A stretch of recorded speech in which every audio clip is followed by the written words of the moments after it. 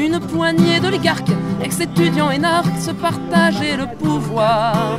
Des millions de points levés vinrent le récupérer pour que vienne le grand soir. Ils saupoudrèrent d'espérance tout le peuple de France pour que peut-être un jour les idées passent les frontières et traversent la terre en guise de parcours.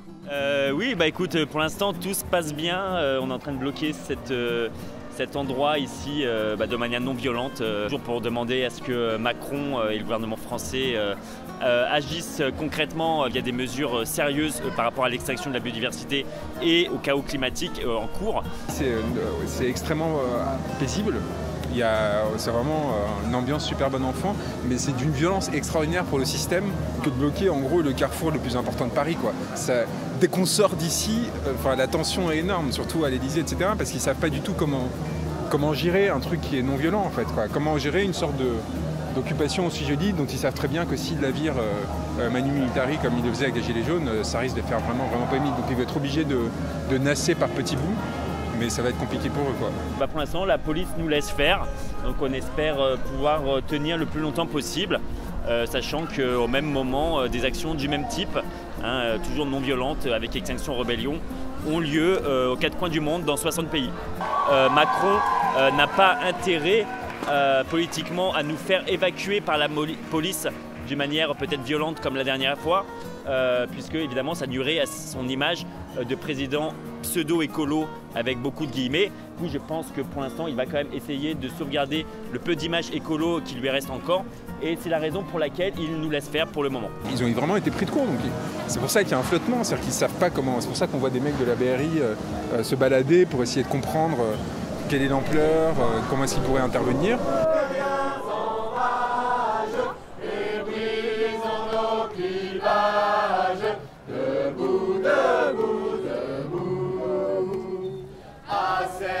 Tu penses qu'avec les Gilets jaunes et Extinction Rebellion, on est en train d'assister à la naissance d'un nouveau militantisme? Ah oui, je suis sûr. Alors, Extinction Rebellion est beaucoup plus structuré que les Gilets jaunes. Ils sont beaucoup plus matures dans le sens de l'organisation. Il y a très peu de Gilets jaunes, de groupes de Gilets jaunes qui sont vraiment organisés de façon à monter des opérations de cet ordre-là. Il y a les Gilets jaunes opérations spéciales, mais en général, c'est quand même... ça a moins cette force qu'à Extinction Rebellion. Ce qu'ont les Gilets jaunes, c'est une force d'impulsion extraordinaire qui a resynchronisé le pays en fait, avec le politique de façon merveilleuse, quoi. Et là, on voit que... je ne sais pas si c'est des actions comme celle-ci auraient pu prendre comme elles le prennent aujourd'hui s'il n'y avait pas eu les Gilets jaunes depuis un an, en gros, quoi. Donc il y a une sorte de complémentarité un peu étrange et super intéressante. Et dans les discours des élites, il y a eu cette sorte de tentative d'opposition entre les écologistes et les Gilets jaunes.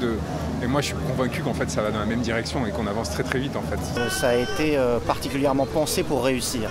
Ça préjuge en rien de la capacité de le faire, mais ça a été pensé pour réussir, d'abord en Angleterre, par les deux fondateurs qui sont des chercheurs spécialisés dans le domaine et qui ont étudié la manière la plus adéquate de parvenir à renverser le système. Ce qui est très fort en fait ici, c'est que la base militante est super nombreuse et super organisée. C'est-à-dire qu'avant même d'avoir fait un appel extérieur à ce que les gens viennent, etc., il y a déjà de quoi tenir un espace qui est quand même énorme. Et donc ils ont théorisé plusieurs points, la nécessité d'être non violent, la nécessité quand même d'agir à travers la désobéissance civile. Ils ont même théorisé la masse de la population, une masse critique qu'il fallait atteindre pour pouvoir réussir à renverser le système. C'est une étude qui a des biais mais qui a le mérite d'exister, donc ils théorisent le fait d'avoir 3,5% de la population pour pouvoir parvenir à leur fin. Donc c'est ça la vraie différence en fait avec les mouvements précédents.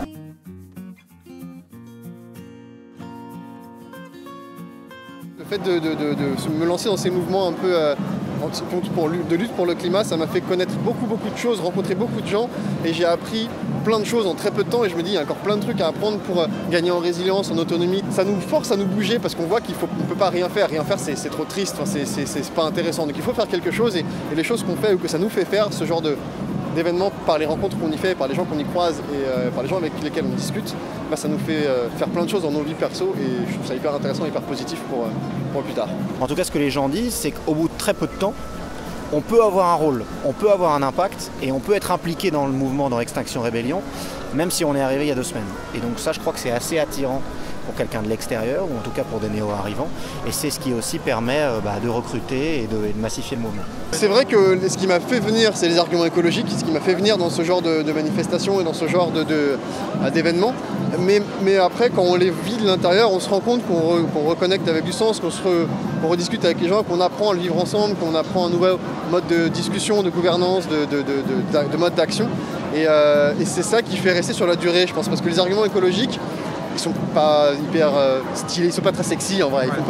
Ça fait un peu flipper d'ailleurs, et du coup c'est un peu angoissant pour pas mal de gens et beaucoup d'entre nous aussi. Mais ce qui fait rester, je pense, c'est vraiment le mode de vie, la nouvelle histoire qu'on se raconte, le nouveau récit qu'on propose et qu'on touche du bout des doigts, une nouvelle manière de vivre en fait. Et du coup c'est ça qui fait rester les gens, je pense.